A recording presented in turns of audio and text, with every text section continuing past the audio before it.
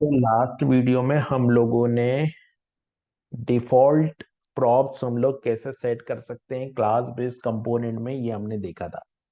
आज हम लोग देखेंगे कि फंक्शन बेस्ड कंपोनेंट में हम लोग डिफॉल्ट प्रॉप्स कैसे सेट कर सकते हैं। तो यहाँ पर ये एडवांस प्रॉप्स के अंदर मैं एक फाइल बना लेता हूँ जिसको मैं बोल देता हूँ example5.html। ठीक है। और यहाँ पर जो बेसिक स्केलेटन होता है HTML5 का वो मैं जनरेट कर लेता हूँ। यहाँ पे मैं एक स्क्रिप्ट टैग लगाता हूँ और यहाँ पे मैं एक स्क्रिप्ट टैग लगा लेता हूँ और इस स्क्रिप्ट टैग के अंदर मैं एक फंक्शन बेस्ड कंपोनेंट बना लेता हूँ। तो स्क्रिप्ट टैग हो गया। स्क्रिप्ट टैग के अंदर सबसे पहले यहाँ पर मेरे को एक रूट एलिमेंट बनाना पड़ेगा। तो बॉडी के अंदर में एक डिव बना लेता हूँ। तो बॉडी के अंदर मैंने एक डिव बना लिया और इस डिव की जो आईडी है वो मैंने दे दी रूट। सिंपल। इस डिव की जो आईडी है वो मैंने रूट दे दी, तो ये डिव बन गया और इसकी आईडी जो है वो रूट हो गई। सिंपल। अब यहाँ पर इस डिव के बाद अब मुझे लगाना होगा स्क्रिप्ट टैग। तो मैं स्क्रिप्ट टैग ले लेता हूँ और मुझे कुछ जेएस फाइल की भी जरूरत पड़ेगी। तो हम ऐसा करते हैं कि इंडेक्स डॉट एचटीएमएल यहाँ से कॉपी कर लेते हैं। तो मैंने यहाँ से इस फाइल को कॉपी किया, यहाँ जाके मैंने इस फाइल को पेस्ट कर लिया। यहाँ से हम लोगों को ये दोनों फाइल की जरूरत नहीं है, तो मैंने इसको यहाँ से हटा दिया और यहाँ पर मैं एक स्क्रिप्ट टैग और डिव लगा देता हूँ। सिंपल। ये डिव यहाँ स्टार्ट किया, डिव मैंने यहाँ पर बंद किया और यहाँ पर मैं लगा देता हूँ स्क्रिप्ट टैग, क्योंकि मुझे स्क्रिप्ट टैग की जरूरत है। तो मैंने स्क्रिप्ट टैग लगाया और स्क्रिप्ट टैग में यहाँ पर मैंने टाइप इज इक्वल टू यहाँ पर मैंने लिख दिया टेक्स्ट और टेक्स्ट के बाद में यहाँ पर मैंने लिख दिया वेवल। टेक्स्ट वेवल, ये टेक्स्ट वेवल हो गया। और टेक्स्ट वेवल के अंदर मेरे को एक फंक्शन बेस्ड कंपोनेंट बनाना है और इस फंक्शन बेस्ड कंपोनेंट में मेरे को ये जो फंक्शन बेस्ड कंपोनेंट में बनाऊंगा उस फंक्शन बेस्ड कंपोनेंट में मेरे को डिफॉल्ट प्रॉप्स सेट करनी है। ठीक है। तो यहाँ पे मैंने बनाया फंक्शन और फंक्शन क्या बनाऊंगा, यहाँ पे फंक्शन बना लेता हूँ ग्रीटिंग्स करके एक फंक्शन बना लेता हूँ यहाँ पर। तो मैंने ग्रीटिंग्स एक फंक्शन बना लिया और यहाँ पर मैंने वैल्यू दे दी लाइक प्रोप्स। ठीक है। ये वैल्यू हो गई मेरी प्रोप्स। प्रोप्स वैल्यू हो जाने के बाद में यहाँ पर मैंने एक रिटर्न कीवर्ड यूज किया और इस रिटर्न कीवर्ड में मैंने क्या किया, H2 के अंदर या H3 के अंदर मैंने कुछ वैल्यू रिटर्न की। H3 के अंदर मैंने रिटर्न किया गुड मॉर्निंग और गुड मॉर्निंग के अंदर मैंने लिख दिया props dot FIRST first name and props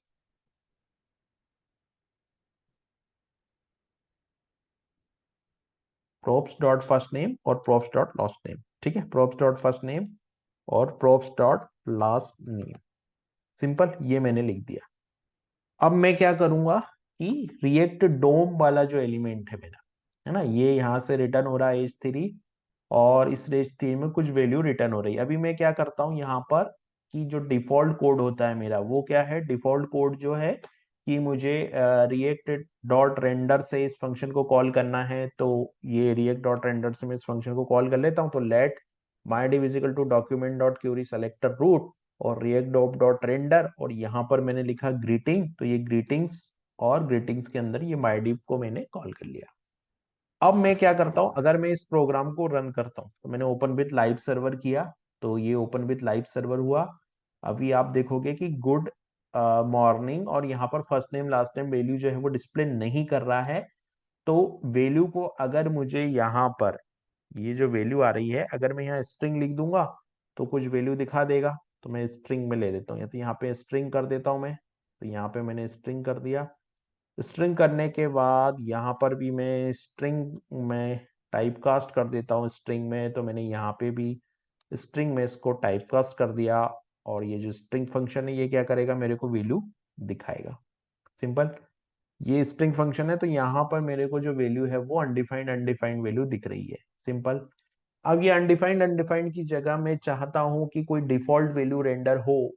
तो ये डिफॉल्ट वैल्यू रेंडर होने के लिए चूंकि ये क्या है, एक फंक्शन है, और जो फंक्शन होते हैं वो ऑब्जेक्ट होते हैं, तो इसको नॉर्मली जिस तरीके से हम लोग ऑब्जेक्ट को डॉट ऑपरेटर लगा के यूज करते हैं, उसी तरीके से हम लोग इसको यूज कर लेंगे। तो यहाँ पर मैं लिख देता हूँ डॉट, और डॉट के बाद यहाँ पर होता है एक प्रॉपर्टी जिसको हम लोग बोलते हैं डिफॉल्ट। तो ये मैंने लिखा डिफॉल्ट, और डिफॉल्ट के बाद में मैंने लिख दिया props इज इक्वल टू, और ऑब्जेक्ट के फॉर्म में मुझे देना होगा।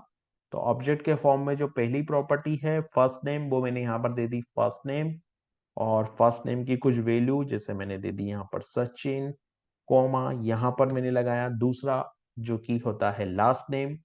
तो ये लास्ट नेम, और लास्ट नेम की जो वैल्यू है वो मैंने दे दी शर्मा।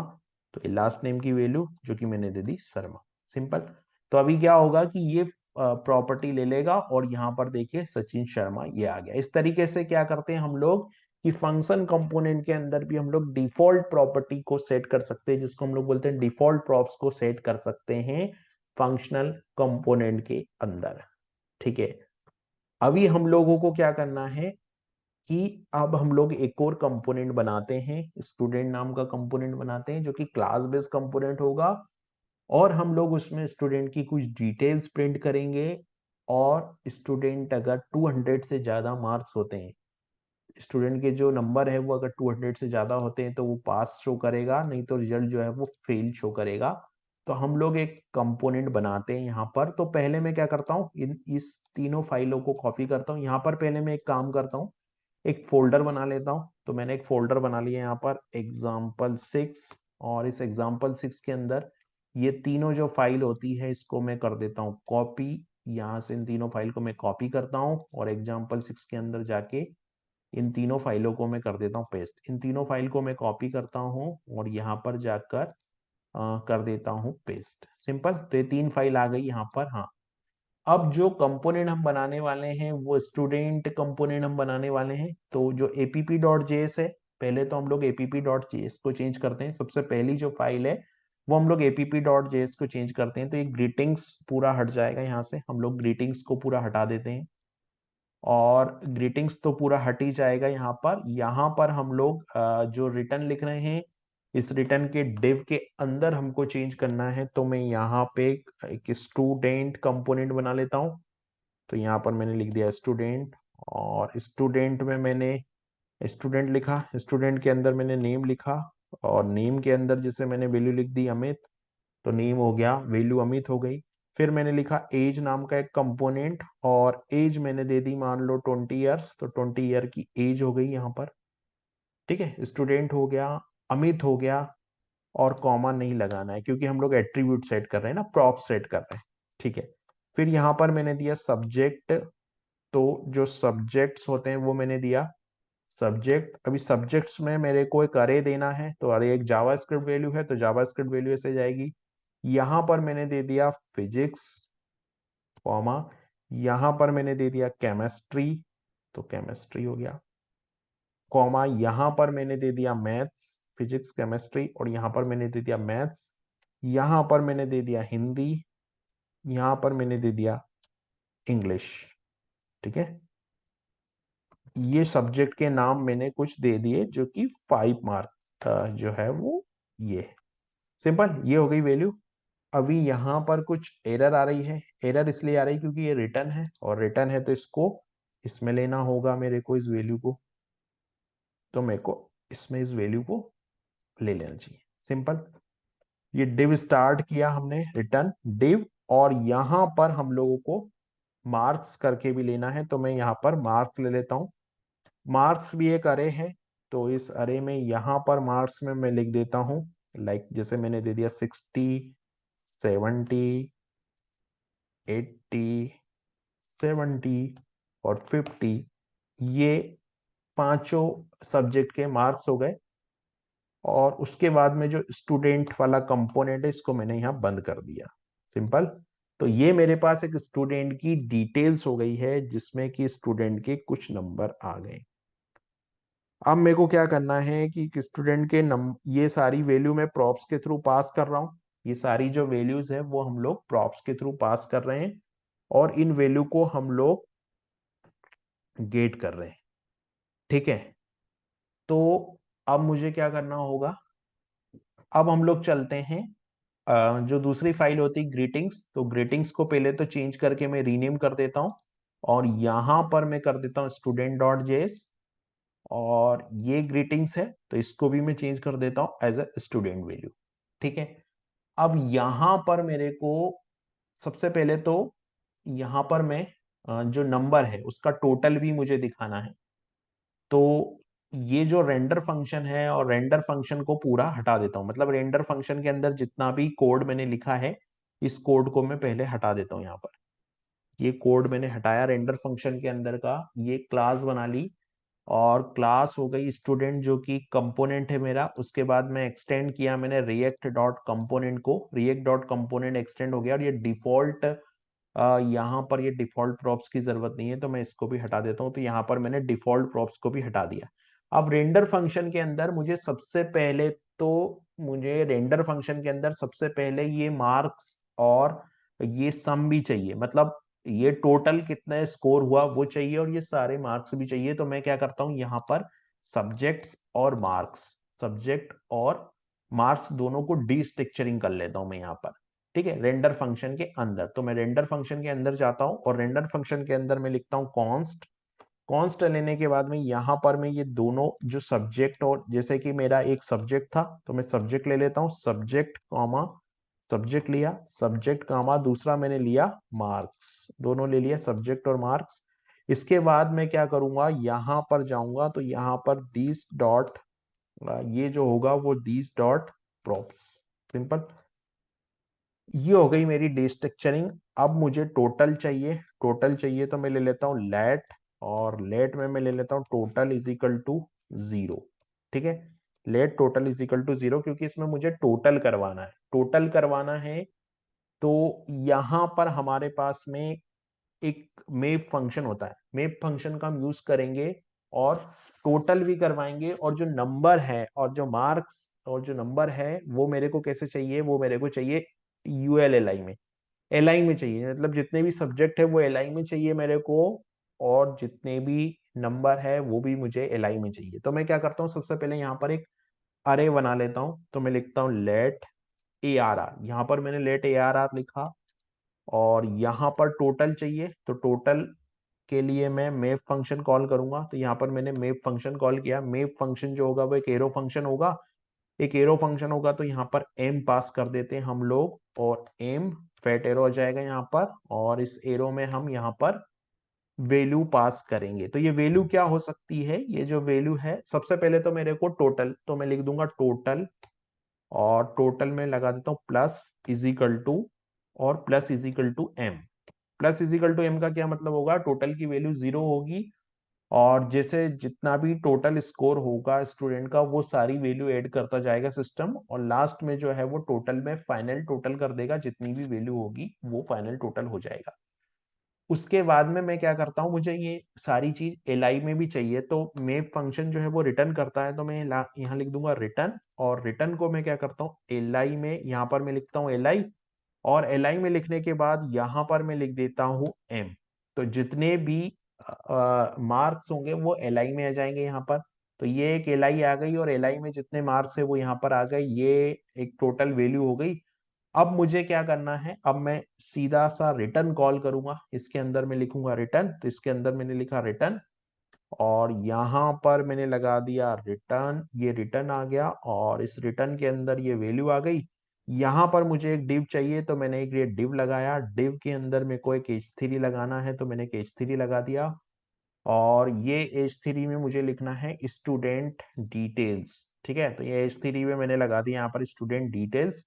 तो ये h3 में स्टूडेंट डिटेल्स आ गया। उसके बाद में यहाँ पर p चाहिए मेरे को, तो मैं पैराग्राफ लगा देता हूँ, और मुझे कितने पी चाहिएंगे, यहाँ पर सबसे पहले नेम एज सब्जेक्ट और मार्क्स, तो 3 पी चाहिए मेरे को।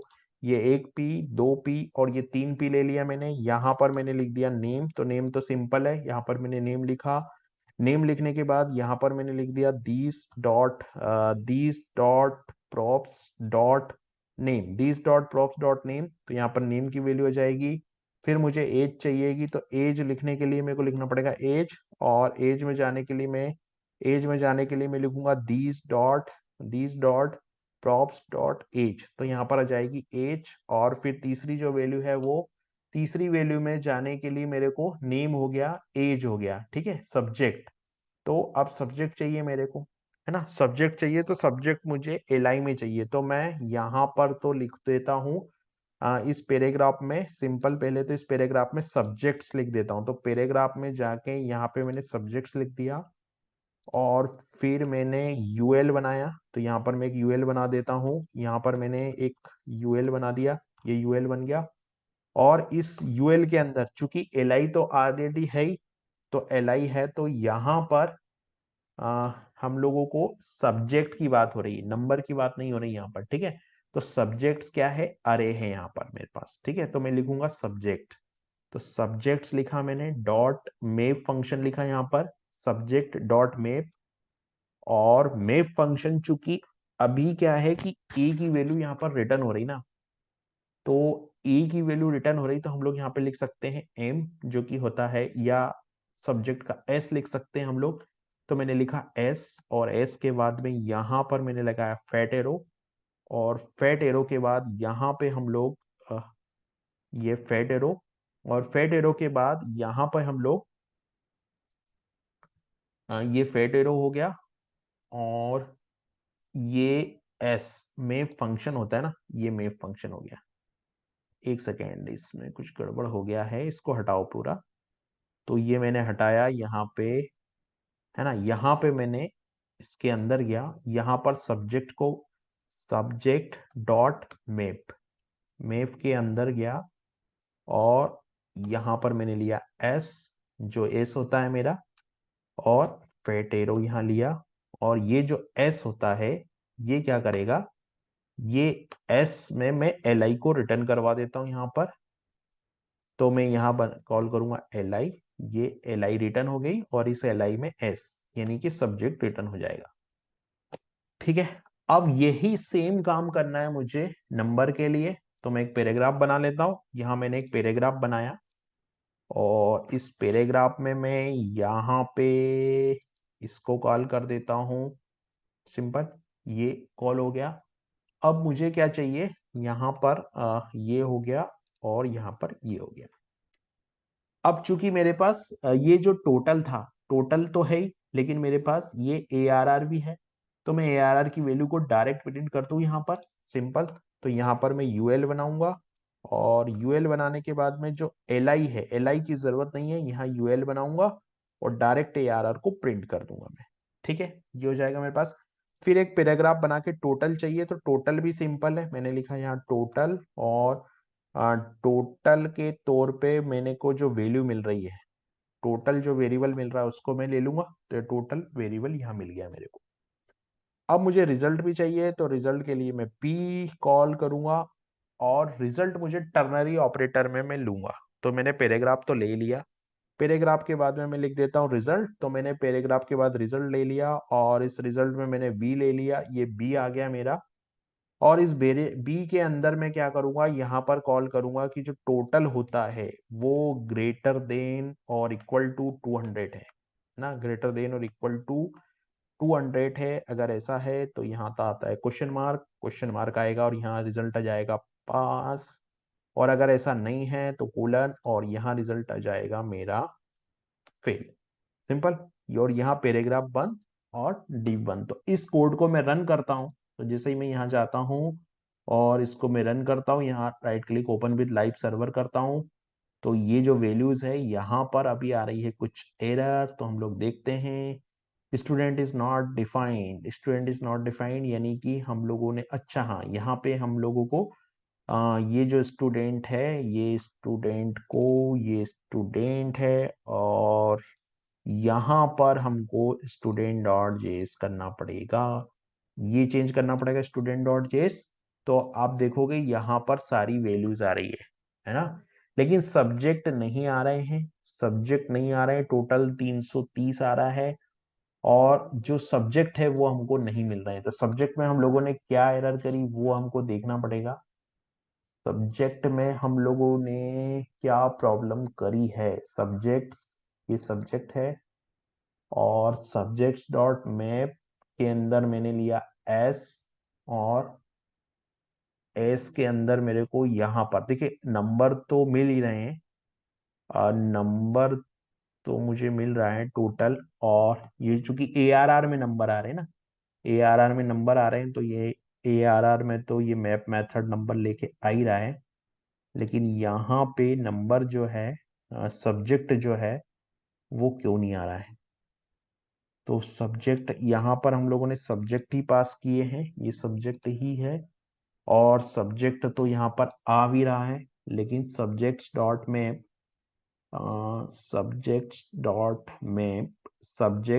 मैप में हमने ये मैप लिया, और मैप के बाद में यहाँ पर हमने ले लिया, तो सब्जेक्ट यहाँ पर आ क्यों नहीं रहे हमारे? तो सब्जेक्ट यहाँ पर नहीं आ रहे हैं। अगर मैं इसको हटा के और इसको ऐसे कर दूं, और इसको हटा के इसको ऐसे कर दूं, कंट्रोल जेड, ठीक है, सेव किया मैंने यहाँ और रन किया, तो सब्जेक्ट तो आ रहे हैं, लेकिन सब्जेक्ट की वैल्यू प्रिंट नहीं हो रही है। तो यहाँ मैं ये लगा दूं,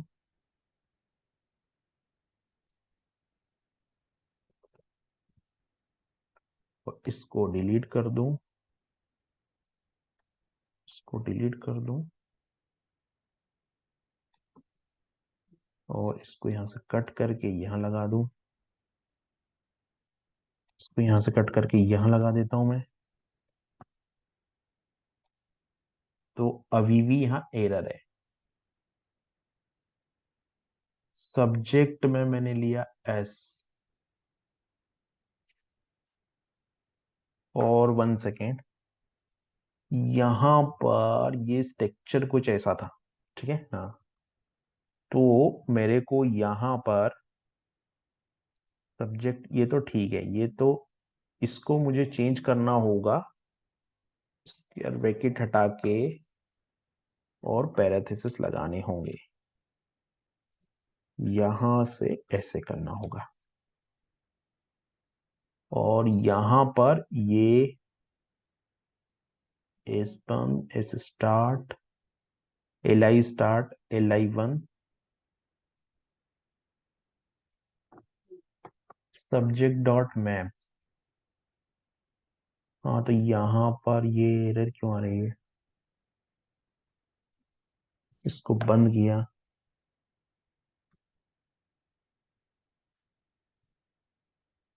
सब्जेक्ट्स डॉट मैप, ये स्टार्ट हुआ,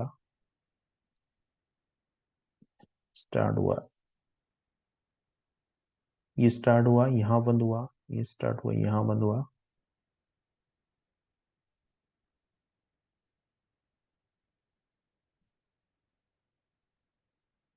तीन स्टार्ट हुए हैं, तो तीन बंद होना चाहिए ना? नहीं, एक यहाँ बंद हुआ, ये तीन स्टार्ट हुए हैं, एक यहाँ स्टार्ट हुआ, यहाँ स्टार्ट हुआ, यहाँ स्टार्ट हुआ, सो तीन बंद होना चाहिए, तो एक यहाँ क्लोज हुआ, दो यहाँ क्लोज हुए, बट यहाँ पे एरर क्यों दे रहा है? इसको फिर से लिखता हूं मैं, इसको हटा देता हूं मैं, ठीक है, LI, ठीक है, LI के अंदर मुझे सब्जेक्ट लिखना है, तो मैं जाता हूं यहाँ पर, और यहाँ पर सब्जेक्ट्स, ये सब्जेक्ट्स हो गया, हाँ, सब्जेक्ट्स डॉट मैप, और मैप के अंदर ये दो बार आएगा, चूंकि एरो फंक्शन एस, और यहाँ पे मैं इसको कॉल कर लेता हूं, और यहाँ पे मैं लिखता हूं LI, ठीक है, तो मैं लिख देता हूं LI, और LI के अंदर यहाँ पे मैं लिख देता हूं S, सिंपल। सेमी कॉलम लगाया था इसलिए एरर थी, सेमी कॉलम लगा दिया था इसलिए एरर थी, तो अभी सब्जेक्ट आना चाहिए, तो अभी फिर से एरर आ गई है यहाँ। क्या एरर है हम लोग देख लेते हैं, कंसोल में जाता हूं, और S is not defined, S is not defined, यहाँ पे S आना चाहिए था, तो हम लोगों ने S किया, यहाँ पर मेप फंक्शन स्टार्ट हुआ, मेप फंक्शन ये बंद हुआ, ये फैट एरर हो जाएगा यहाँ पर, ठीक है, और ये इसको एक सेकेंड, इसको बंद करना पड़ेगा। यहाँ आएगा सब्जेक्ट, तो इसको इसके अंदर गए, यहाँ पे subject dot map. Subject dot map के अंदर मेरे को सब्जेक्ट डॉट मैप के अंदर आएगा एस, और एस के बाद में यहाँ पे आएगा एरो फंक्शन, और एरो फंक्शन के अंदर मैं रिटर्न कर दूंगा एल आई, और एल आई के अंदर मैं रिटर्न कर दूंगा एस। सिंपल। तो अब जो है वो सब्जेक्ट यहाँ पर आ गए। तो एरर ये थी, एक तो हमने यहाँ सेमी कॉलम लगा दिया था, दूसरा यहाँ पर जो करली ब्रैकेट की बजाय यहाँ पर पैरेंथेसिस आएगा अगर ये जो है कोई एचटीएमएल वैल्यू रिटर्न कर रहा है तो यहाँ पर ये था, और यहाँ पर टोटल, तो हम लोगों ने टोटल भी निकाला था। तो इस तरीके से टोटल हम लोगों ने निकाला था, और इस तरीके से ये वैल्यू लिख ली थी। तो यहाँ पर आप देख रहे हो, यहाँ पर नंबर हो गया, टोटल हो गया, और रिजल्ट भी पास और फेल आ गया। अब अगर मान लो मैं कोई वैल्यू यहाँ चेंज कर देता हूँ, जैसे अगर मान लो मैं यहाँ 40 और यहाँ 40 और यहाँ पर 550 कर देता हूँ, तो भी रिजल्ट क्या आएगा, तो भी रिजल्ट पास आएगा, बिकॉज 270 हो गया है। तो यहाँ 70 की बजाय मैं 20 कर देता हूँ, तो भी रिजल्ट पास ही आएगा। आई थिंक 220 है, इसलिए रिजल्ट पास ही आएगा। और अगर मैं यहाँ 30 कर देता हूँ, और यहाँ पर जो है वो मैं यहाँ पर भी 30 कर देता हूँ, तो जो रिजल्ट है वो मेरा जो है फेल हो जाएगा। तो इस तरीके से हम लोग यहाँ पर जो कैलकुलेशन कर सकते हैं। अभी हम लोगों ने टोटल जो किया, वो टोटल हम लोगों ने मैप मेथड की मदद से टोटल भी निकाला, और मैप मेथड की मदद से हमने एल आई में मार्क्स को लेके भी आए। तो एल आई का एक अरे बन गया, उस अरे को हम लोगों ने यहाँ पे प्रिंट कर दिया, और उसी तरीके से हम लोगों ने सब्जेक्ट को यहाँ पे प्रिंट किया।